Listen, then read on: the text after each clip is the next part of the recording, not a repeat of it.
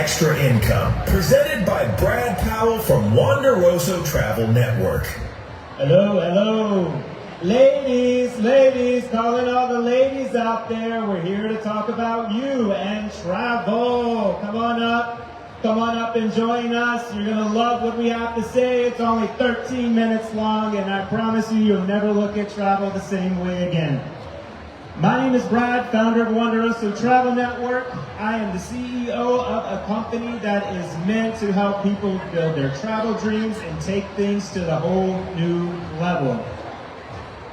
And my slides are not working. All right, well, there we go. So today I'm going to talk about women, how they are turning their love of travel into something amazing. And my audio-visual guy back there, we've got the video going in and out. But women are driving the travel industry and getting paid for it.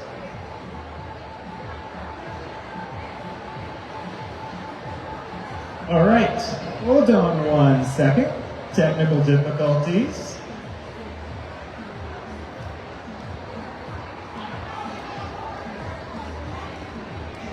Okay, so we're going to fix those technical difficulties. But anyway, let's go ahead and talk about travel advisors. Travel advisors, travel agents, they basically mean the same thing. It's just how the industry talks these days, okay? So what do travel advisors and travel agents actually do in 2026? Are those guys still around? Gone are the days of the travel agent that sits in a mall and sells plane tickets. That time is completely over and completely done. Now what travel agents do is we take the stress out of planning travel, the stress and the uncertainty of that. And trust me, my friends, the industry is booming. People spend, on average, 20 to 30 hours Googling, looking for the end of the internet, trying to find travel that will work for them, hoping that everything will go well, using Google and AI, which, by the way, will not help you if something goes wrong with your travels. And we're waiting for the slides again. No, there's still no slides. Okay, well, let's just continue anyway. There we go. Next slide. Show you a video of what travel advisors actually do. Imagine your next escape, not just booked, but beautifully orchestrated. At Wanderoso Travel Network, we craft immersive journeys to the world's most breathtaking places.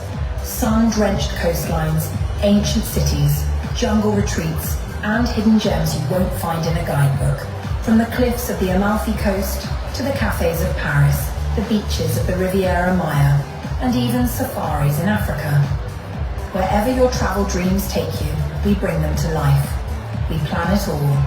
Indulgent, all-inclusive escapes, luxurious river and ocean cruises, and custom itineraries that span continents. From the moment you dream it to the moment you return, we handle every detail. Resorts, cruises, transfers, private tours, seamlessly and thoughtfully curated. It's personalized, high-touch planning for travelers who crave beauty, meaning, and ease. This is the definition of travel. Elevated. Welcome to Wanderoso. Thank you. That, my friends, is what travel agents do in 2026. We build customized travel, not cookie-cutter vacations. So I have a couple questions for you. This is time for trivia, and we're just going to get started to make sure that everyone's paying attention. The question was, which is not showing on the screen, was who pays better attention or who listens better? A, men, B, women, or C, your dog?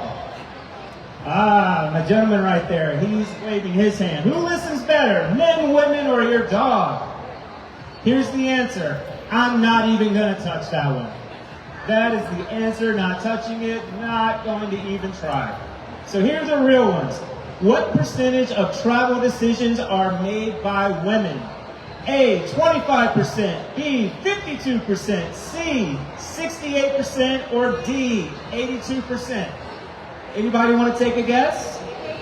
D, there you go. D, 82% of travel decisions are made by women. Women are powerful. Women are expected to control what percentage of discretionary spending in the average household by 2028? 100%. I knew you were going to say that. So A, 40%, B, 55%, C, 75%, and D, my friend over here says 100%. Oh, I wish, but then you know what? I wouldn't get to spend anything. 75% of discretionary spending will be controlled by women by 2028. Women are powerful, right? All right. Last question, last trivia, I think. Women represent what percentage of travelers overall? A, 40%, B, 52%, C, 64%, or D, 100%. But you know what? I would never get to travel if that were true, right? 64% of all travelers are women, my friends. Women are a powerful force in the travel industry. Women are powerful, right? The primary decision makers and economic drivers in travel are women. You see how this is starting to come together?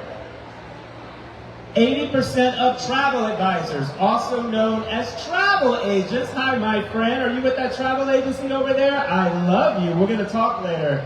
80% of travel advisors are women due to the element of trust, right? Not all women are the same. Women have different things that they're concerned about in travel. So, for example, many women are concerned about safety. Many women want peace of mind as they go along. And women understand that ladies understand each other. They listen, and it is that trust that they are looking for. Therefore, it makes total sense why 80% of travel advisors are women, because of trust. So where does the money come from in the travel industry these days, right? The money comes from commissions. Believe it or not, all travel products out there, almost all of them, have commissions that are completely baked into them. Even the stuff that you buy on Expedia has commissions baked into it. The travel suppliers, which are cruise lines, airlines, tour operators, companies like that, travel suppliers, they either keep the commission or they share that commission with travel advisors. Okay? So, let me give you an example of how this works. Let's say you want to book a cruise and you're a consumer, and that cruise costs you and your family $10,000. If you were to book that directly with the cruise line, it would cost you $10,000. But if you had someone like myself or even a female travel advisor who booked that for you, guess what? It does not necessarily cost you anything extra. You would still pay for that cruise $10,000. But that cruise line, as an example, is going to share, they are going to share 10%, at least 10% with that travel advisor. So that customer is going to pay $10,000, and then you, as a travel advisor, will make $1,000 off that. Because you're going to help the client choose the best cruise for them. Again, cruise is an example. It could be any type of travel.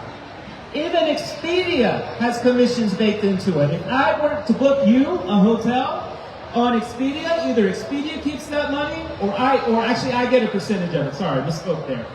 Expedia, if you buy it directly, will cost you the same amount of money as if I booked it for you. But Expedia is going to pay me a percentage of that commission. And I'm going to help that client every step of the way so they are not stressed about their travel. That's where the money comes from, commissions in the industry.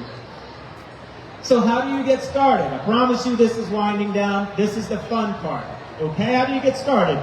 You simply join a travel agency with mentorship and support. I own a host travel agency, meaning that I hand you, as my friends over here were saying earlier, a business in a box. And this is something that has a very tiny cost to it.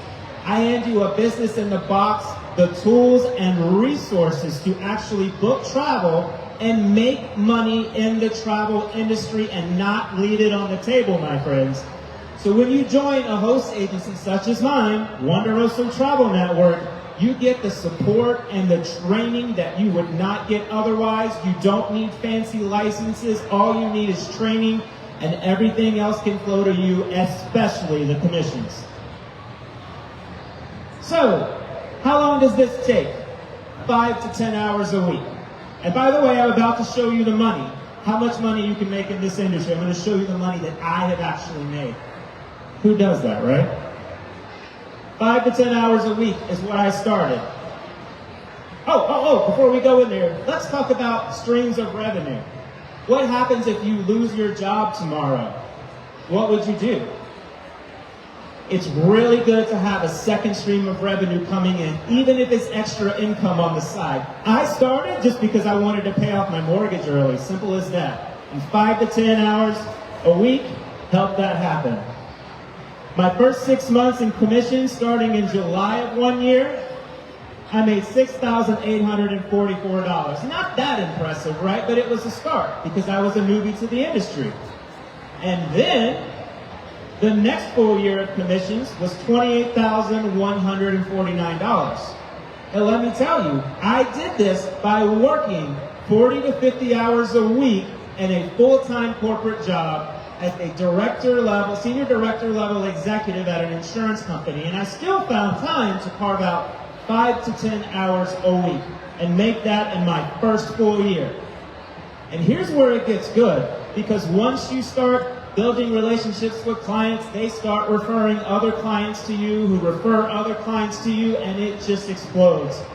The next year, $67,092 in commissions. And this year, I'm already sold over $1 million worth of travel and am hoping that I'm going to bring home 6 figures. The clients have to travel and then we get paid. But the point is, look at the financial opportunity and the money that is being left, the money that could potentially be left on the table, but you can seize that opportunity. I told you this was going to be short, right? So I'm not going to keep you here much longer. Here's my information, brad@wonderoso.com, wonderoso.com, and there's my phone number on the screen. Scan that QR code, learn more information about it, set up some time with me, and we can talk, and I can help you learn how to make money in the travel industry. And thank you very much. Appreciate you very much.